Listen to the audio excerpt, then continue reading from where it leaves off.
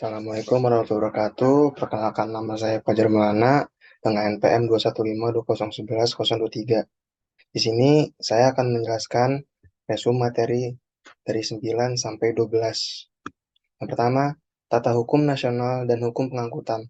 Tata hukum nasional adalah sistem tata hukum yang memiliki asas. Yang pertama, bentuk tertulis. Yang kedua, konstitusi. Yang ketiga, membuat UU. Yang keempat, berdasarkan Pancasila. Yang kelima, tujuan bagi negara dan bangsa. Yang keenam, meliputi semua bidang hukum positif. Yang terakhir adalah berlaku unifikasi. Selanjutnya, tata hukum nasional merupakan satu sistem hukum yang memiliki unsur. Yang pertama, subjek hukum. Yang kedua, status hukum. Yang ketiga, objek hukum. Yang keempat, peristiwa hukum. Yang kelima, hubungan hukum. Selanjutnya, hukum pengangkutan subsistem dari tata hukum nasional yang memiliki yang pertama, subjek pengangkutan pihak-pihak. Yang kedua, status hukum subjek. Yang ketiga, objek pengangkutan. Yang keempat, peristiwa pengangkutan. Yang kelima, hubungan pengangkutan. Sifat pengangkutan. Yang pertama itu adalah perjanjian umumnya lisan yang didukung dokumen. Yang kedua, campuran berbagai jenis perjanjian. Yang ketiga, perintah undang-undang. Yang keempat, niaga dengan memungut biaya. Selanjutnya, materi 10 dan 11, objek pengangkutan niaga. Objek adalah segala sasaran yang digunakan untuk mencapai tujuan yang meliputi pertama, muatan. Yang kedua, alat pengangkutan. Yang ketiga, biaya angkutan. Yang keempat, dokumen angkutan. Tujuan dan manfaat. Yang pertama, terpenuhinya kewajiban dan hak pihak secara benar, adil, dan bermanfaat. Yang kedua, benar artinya sesuai dengan ketentuan undang-undang, perjanjian, dan kepatuhan. Yang terakhir adalah adil artinya biaya angkutan lunas dan selamat sampai tujuan.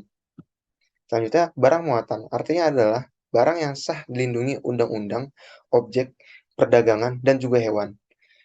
Yang kedua, pemuatan dan pengangkutan. Pemuatan disesuaikan dengan klasifikasi dan barang berbahaya, dimuat dengan teliti, hati-hati, dan tidak dicampur dengan barang pangan.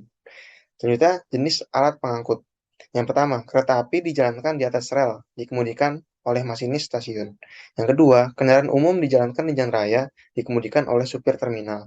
Yang terakhir, kapal niaga dijalankan perairan, dikemudikan oleh nakoda pelabuhan. Selanjutnya, materi yang ke-12, pengangkutan niaga charter. Ketentuan charter.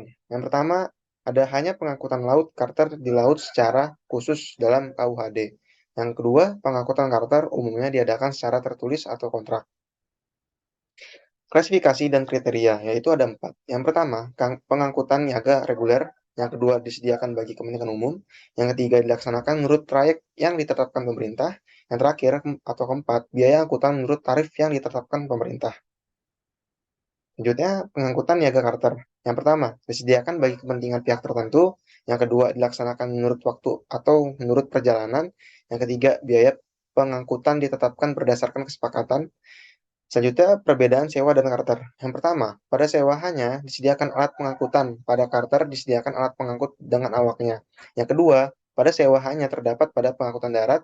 Pada charter terdapat semua jenis pengangkutan. Jenis charter yaitu ada dua. Charter untuk kepentingan sendiri. Yang kedua, alat pengangkut hanya digunakan untuk kepentingan tertentu saja. Selanjutnya, perbedaan antara keduanya. Jenis pertama, pen charter adalah perusahaan pengangkutan. Pen charter bukan perusahaan pengangkutan pada jenis kedua. Tercarter dan pen charter adalah perusahaan pengangkutan.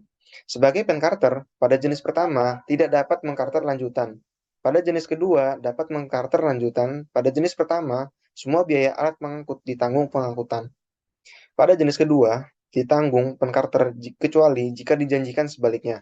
Pada jenis pertama, risiko pelanggaran ditanggung tercarter. Pada jenis kedua, risiko pelanggaran ditunggu pencarter. Terima kasih, sekian dari presentasi saya. Kurang lebih mohon maaf. Wassalamualaikum warahmatullahi wabarakatuh.